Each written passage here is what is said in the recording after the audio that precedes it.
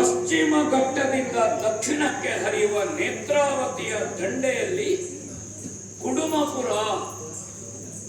ಇದು ದಾನಕ್ಕೆ, ಆರಾಧನೆಗೆ, ಸಂಸ್ಕೃತಿಗೆ, ಸಂಸ್ಕಾರಕ್ಕೆ ಹೆಸರಾದಂತಹ ತುಳುನಾಡು. ಯುಗ ಧರ್ಮದಂತೆ ಭಗವಂತ ಅವತರಿಸುತ್ತಾನೆ.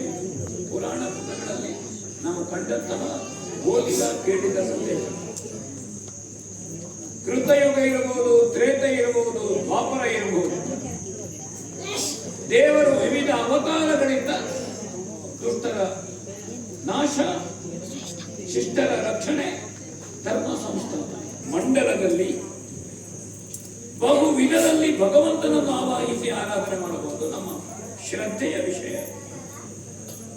ಹಾಗಾದರೆ ದೇವರ ಆರಾಧನೆಯ ವಿಧಾನಗಳೇನು? ಯಜ್ಞ, ಯಾಗ, ಹೋಮ, ಹವನಾದಿಗಳು. ಹವಿಸ್ಸನ್ನು ಯಜ್ಞಕ್ಕೆ ಹಾಕುವಂತಹದ್ದು. ಇದು ನಮ್ಮಮ್ಮ, ಇದು ನಮ್ಮದಲ್ಲ, ಇದು ನಿನ್ನ. ದೇವತೆಗಳನ್ನು ತೃಪ್ತಿಪಡಿಸುವುದಕ್ಕೆ ಪೂಜೆ. ಕಲಶದಲ್ಲಿ ದೇವರ ಪ್ರತಿಷ್ಠಾಪನೆ, ಮಂಡಲದಲ್ಲಿ ದೇವರ ಪ್ರತಿಷ್ಠಾಪನೆ, ವಿಗ್ರಹದಲ್ಲಿ, ಅದು ಮಣ್ಣಿನದ್ದಿರಬಹುದು, ಲೋಹದ್ದಿರಬಹುದು, ಅದರಲ್ಲಿ ಬೆಳ್ಳಿಯದ್ದಿರಬಹುದು, ಚಿನ್ನದ್ದಿರಬಹುದು, ಪಂಚಲೋಹದ್ದಿರಬಹುದು, ಅಥವಾ ಮರದ್ದು ಕಾಷ್ಟ, ತೆಂಗಿನಕಾಯಿಯಲ್ಲಿರಬಹುದು. ದೇವರನ್ನು ಕಾಣುವುದಕ್ಕೆ ನಾನಾ ವಸ್ತುವಿನಲ್ಲಿ ಭಗವಂತನನ್ನು ಆವಾಹಿಸಿ ನಾವು ಪೂಜೆ ಮಾಡಬೇಕು. ಏನು ದೇವರು ಕೊಟ್ಟಿದ್ದಾನೆ, ಇದನ್ನು ದೇವರಿಗೆ ನೈವೇದ್ಯ, ನಿವೇದನ. ನೈವೇದ್ಯ ದೇವರಿಗೆ ನಿವೇದನೆ ಮಾಡುವುದು. ಪ್ರಕೃತಿಯಲ್ಲಿ ನೀನು ಇದನ್ನು ಕೊಟ್ಟಿದ್ದಿ, ಅದನ್ನು ನಿನಗೆ ಸಮರ್ಪಿಸ್ತಾ ಇದ್ದೇನೆ. ಪ್ರಸೀದ ಪ್ರಸಾದ ಅಂತೇಳಿ ಪ್ರಸಾದ ರೂಪವಾಗಿ ನನಗೆ ಕೊಡು. ಎಷ್ಟು ಸರಳವಾದಂತಹ ನಮ್ಮ ಬದುಕು, ಪೂಜಾ ವಿಧಾನ. ಇನ್ನೂ ಸುಲಭಕ್ಕೆ ನಾವು ಬಂದ್ರೆ, ನಮಗೆ ಸನ್ಯಾಸಿಗಳು, ಜ್ಞಾನಿಗಳು, ಗುರು ಪರಂಪರೆ ನಮಗೆ ಹೇಳಿದ್ದಾರೆ, ಭಜನಾ ಮಾರ್ಗ. ನಾವು ನಂಬಿದ ದೇವರ ನಾಮವನ್ನು ಸಹಸ್ರಾರು ಬಾರಿ ಹೇಳುವಂತಹದ್ದು ಕುಳಿತು.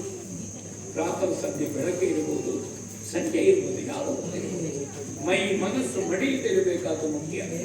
ಮಡಿ ಇದ್ರೆ ಏನು? ಯಾರನ್ನು ಮುಟ್ಟದೇ ಇರುವುದಲ್ಲ, ಸ್ನಾನ ಮಾಡಿ ನಮ್ಮ ಶರೀರವನ್ನು ಸ್ವಚ್ಛಗೊಳಿಸುವುದು, ಶುಭ್ರ ಬಟ್ಟೆಯನ್ನು ಧರಿಸುವುದು, ಮತ್ತು ಸಾತ್ವಿಕವಾದ ಮಿತ ಆಹಾರವನ್ನು, ಪಾನಕವನ್ನು ಸೇವಿಸುವುದು. ಹೀಗೆ ಭಗವಂತನನ್ನು ನಾವು ಭಜನೆಯಿಂದ, ಪೂಜೆಯಿಂದ, ಆರಾಧನೆ ಮಾಡಿದ್ರೆ ಅನುಗ್ರಹ ಮಾಡುತ್ತಾನೆ. ನಮಗೆ ನಂಬಿಕೆ. ಆದ್ರೆ ಒಂದು ನಮ್ಗೆ ಗೊತ್ತಿರಬೇಕು, ದೇವರು ಪ್ರಧಾನವಾಗಿರುವಂತಹದ್ದು ನಮ್ಮಲ್ಲಿ.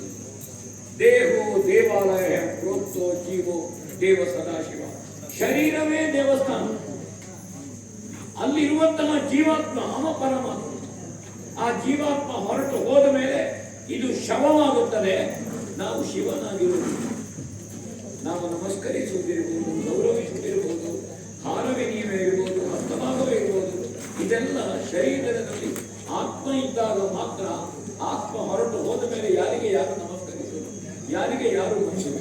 ಆ ಕಾರಣದಿಂದ ಆತ್ಮ ಸ್ವರೂಪಿಯಾದ ಭಗವಂತ ದೇಹದಲ್ಲಿರುವ ಕಾರಣ ದೇಹವನ್ನು ಸ್ವಚ್ಛವಾಗಿಡಿ.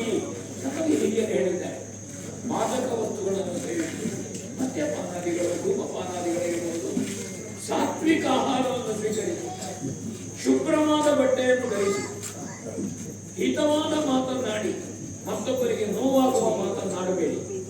ಇದನ್ನು ಹೇಳಿದ್ದಾರೆ. ನಾವು ಜೈನ ಧರ್ಮವನ್ನು ಅವಲಂಬಿಸುವವರು. ಚಂದ್ರನಾಥ ಸ್ವಾಮಿ ನಮಗೆ ಇಲ್ಲಿ ದೇವರು, ಕುಡುಮಪುರದಲ್ಲಿ. ಸಾತ್ವಿಕವಾದ ಬದುಕು. ಹೇಗೆ ಬದುಕಬೇಕು ಮನುಷ್ಯ ಸುಲಭವಾಗಿ? ಒಂದು ದಾನಾದಿಗಳನ್ನು ಕೊಡುವಂತಹದ್ದು, ಬಂದವರಿಗೆ ಅನ್ನದಾನ,